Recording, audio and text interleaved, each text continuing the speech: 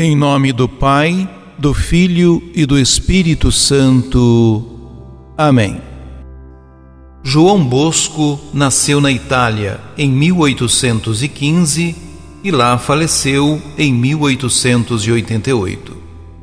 Sacerdote e verdadeiro profeta, educou os jovens para a vida cristã e os levou a adquirir competências e habilidades profissionais.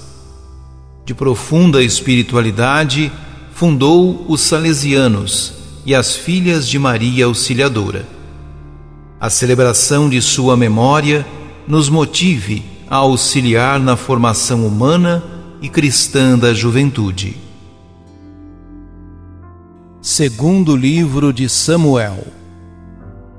Naqueles dias, Absalão encontrou-se por acaso na presença dos homens de Davi. Ia montado numa mula, e esta meteu-se sob a folhagem espessa de um grande carvalho. A cabeça de Absalão ficou presa nos galhos da árvore, de modo que ele ficou suspenso entre o céu e a terra, enquanto que a mula que ia montado passou adiante. Alguém viu isto e informou Joabe, dizendo: Vi Absalão suspenso num carvalho. Joabe tomou então 3 dardos e cravou-os no peito de Absalão. Davi estava sentado entre 2 portas da cidade. A sentinela que tinha subido ao terraço da porta, sobre a muralha, levantou os olhos e divisou um homem que vinha correndo sozinho. Pôs-se a gritar e avisou o rei, que disse: Se ele vem só, traz alguma boa nova. O rei disse-lhe: Passa e espera aqui. Tendo ele passado e estando no seu lugar, apareceu o etíope e disse: Trago-te, Senhor meu rei, a boa nova. O Senhor te fez justiça contra todos os que se tinham revoltado contra ti. O rei perguntou ao etíope: Vai tudo bem para o jovem Absalão? E o etíope disse: Tenham a sorte deste jovem os inimigos do rei, meu senhor, e todos os que se levantam contra ti para te fazer mal. Então o rei estremeceu, subiu para a sala que está acima da porta e caiu em pranto. Dizia entre soluços: Meu filho Absalão, meu filho Absalão, por que não morri em teu lugar? Absalão, meu filho, meu filho. Anunciaram a Joabe que o rei estava chorando e lamentando-se por causa do filho. Assim, a vitória converteu-se em luto, naquele dia, para todo o povo, porque o povo soubera que o rei estava acabrunhado de dor por causa de seu filho. Palavra do Senhor. Salmo 85. Inclinai vosso ouvido, ó Senhor, e respondei-me.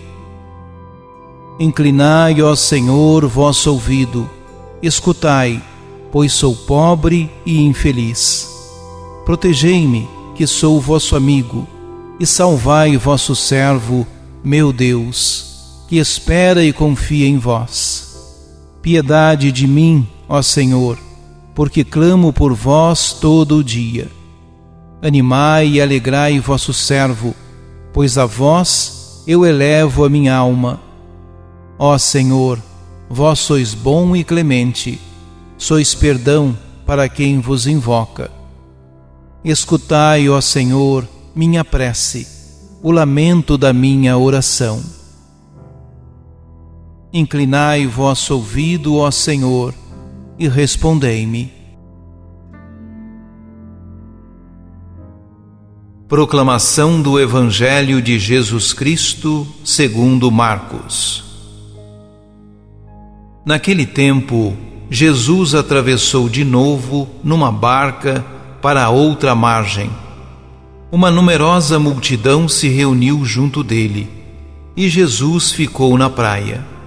Aproximou-se então um dos chefes da sinagoga, chamado Jairo.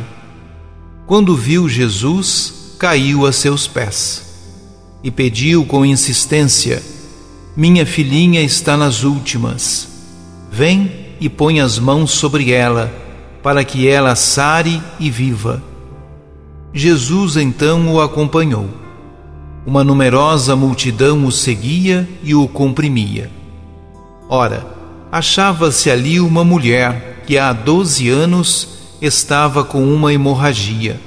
Tinha sofrido nas mãos de muitos médicos, gastou tudo o que possuía e, em vez de melhorar, piorava cada vez mais. Tendo ouvido falar de Jesus, aproximou-se dele por detrás, no meio da multidão, e tocou na sua roupa. Ela pensava: se eu ao menos tocar na roupa dele, ficarei curada. A hemorragia parou imediatamente, e a mulher sentiu dentro de si que estava curada da doença. Jesus logo percebeu que uma força tinha saído dele, e voltando-se no meio da multidão, perguntou: quem tocou na minha roupa? Os discípulos disseram: estás vendo a multidão que te comprime e ainda perguntas: quem me tocou? Ele, porém, olhava ao redor para ver quem havia feito aquilo. A mulher, cheia de medo e tremendo, percebendo o que lhe havia acontecido, veio e caiu aos pés de Jesus e contou-lhe toda a verdade. Ele lhe disse: filha, a tua fé te curou. Vai em paz e fica curada dessa doença. Ele estava ainda falando quando chegaram alguns da casa do chefe da sinagoga e disseram a Jairo: tua filha morreu, por que ainda incomoda o mestre? Jesus ouviu a notícia e disse ao chefe da sinagoga: não tenhas medo, basta ter fé.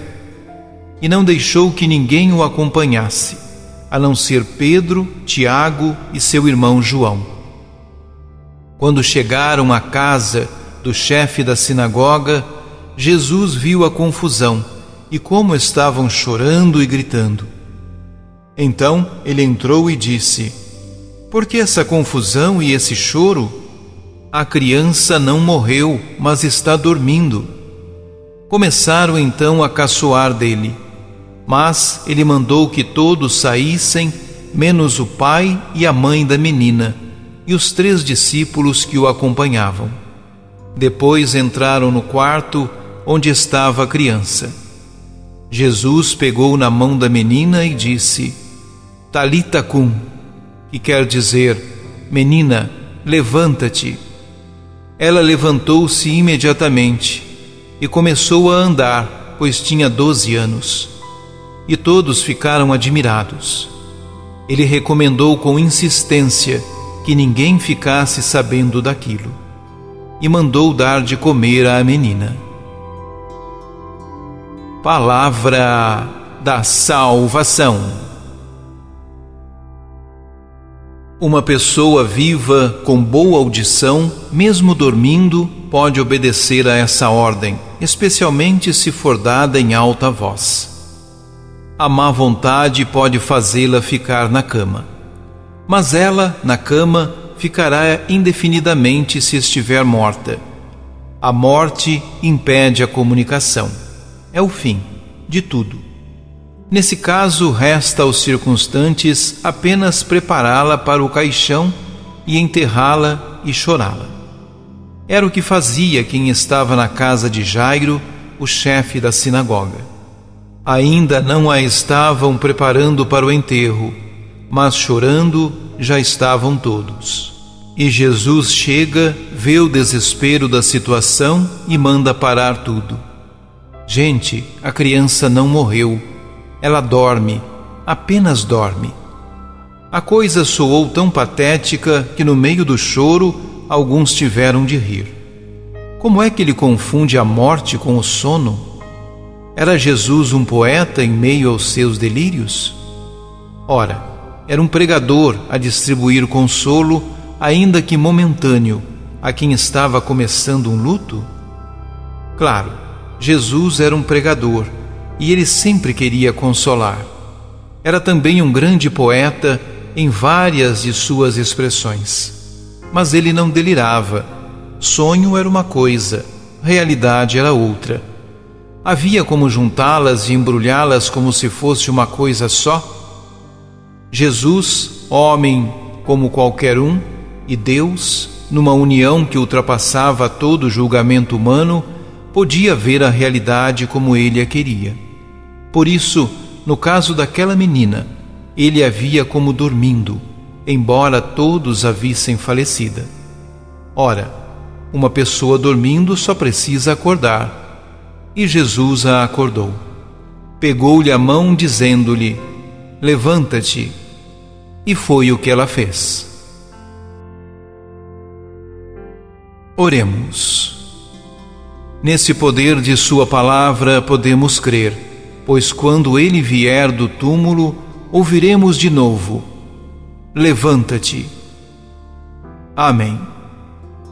Que desça sobre nós, Senhor, a vossa graça, porque em vós pusemos a nossa confiança.